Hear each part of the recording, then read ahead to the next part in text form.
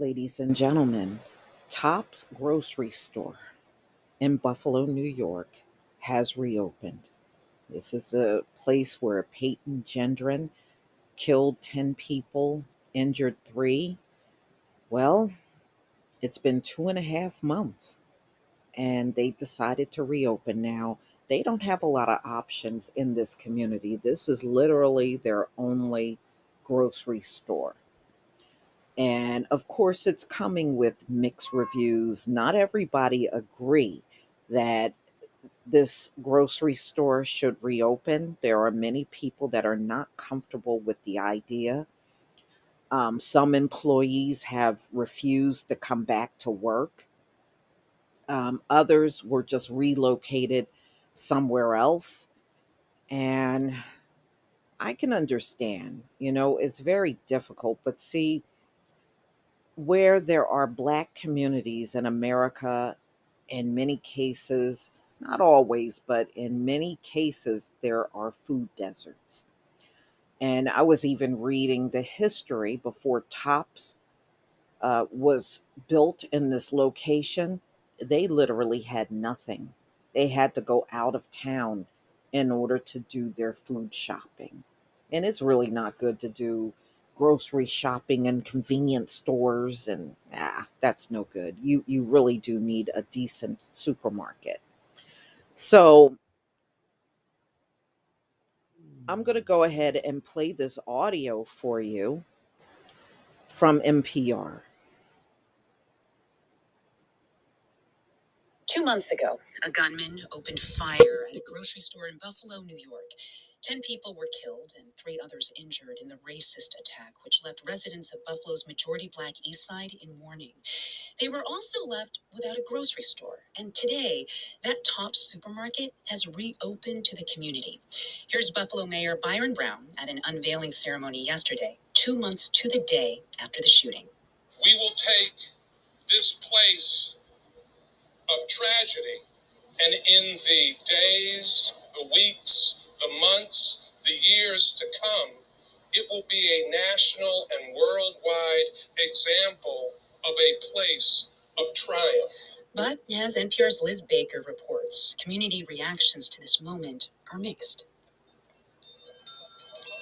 Tops called it a quiet reopening, a prayer, a brief rallying cheer, and then opened for business as customers drove into the parking lot past a memorial display of flowers, wind chimes, and candles on the sidewalk outside.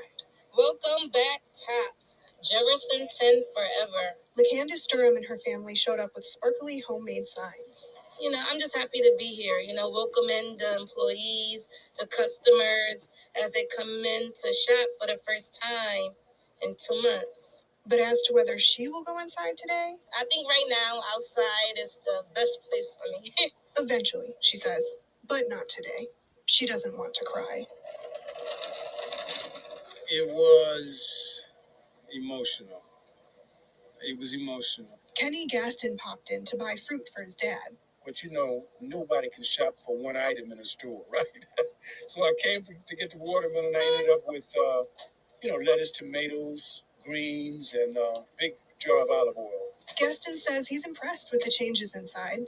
The way they redesigned the place is an honor to the people that passed. There's fresh paint and a shiny new floor, bright lights, an expanded produce department, and some updates that aren't so visible. More security guards, cameras, an alarm system, and extra emergency exits. Right inside the doors, next to a customer service desk, is a water wall engraved with a poem in honor of those who lost their lives in the attack. At the preview event on Thursday, Tops President John Person said that renovating and reopening the existing store, rather than building a new one, was the best way for the company to serve the grieving community. We think being able to reopen to the community respectfully and honorably, to be able to do that in 2 months versus 2.5 or 3 years, we think is the right decision. But not everyone agrees. It just hurts me so much. Sarah Jacobs came out to the reopening in protest. Don't need to be open. There's so much members on it. So I don't understand how anyone can be, walking back in there. She says this store should have been torn down and the site turned into a memorial park with a new store built from scratch elsewhere in the neighborhood. And she's not alone. There were a handful of others out protesting with her. I don't want to see business as usual because there's not business. My life has not been the same since 5/14. Jerome Wright is a faith and community leader in East Buffalo. Wright says the idea that it's this tops or nothing is a false choice. Without the tops, East Buffalo is a food desert. But he says other stores could and should open here. The only concern is that if they don't have this, they don't have anything. That means Tops got us hostage. Right after the shooting, community groups rallied to fill the gap and provide food to people who didn't have access to vehicles to get across town to other stores. One of those was Lenny Lane with Buffalo Fathers. He started coming out with a grill to offer hot dogs and hamburgers. And he says he'll keep it up even now. But he hopes the increased attention on East Buffalo leads to more permanent resources here. We need a good supermarket and we got it. But by God, look what has to happen before we got it. Lane says it shouldn't take a massacre to get a nice place for the Black community to shop. Liz Baker, NPR News, Buffalo, New York. All right, y'all. Yeah, they're right. You know, to be honest with you, if I had to put myself in their shoes, I would have a difficult time going back in there myself.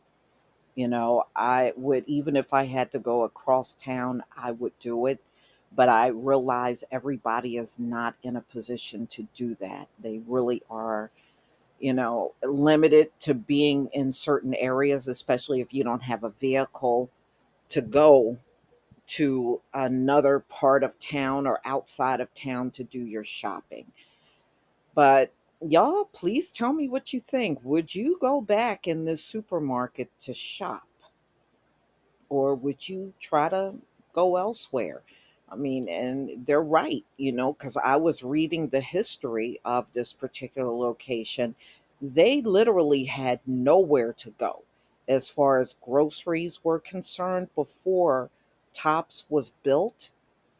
So, right now, until somebody goes in there to start another market somewhere else, I mean, it's a shame they don't have something like a flea market, or a farmer's market that they can even go to and shop, but they don't even have that.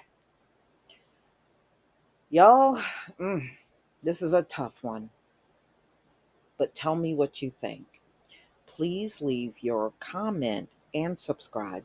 Don't forget to hit on the notification bell, and I'll see you on the next video. Peace, family.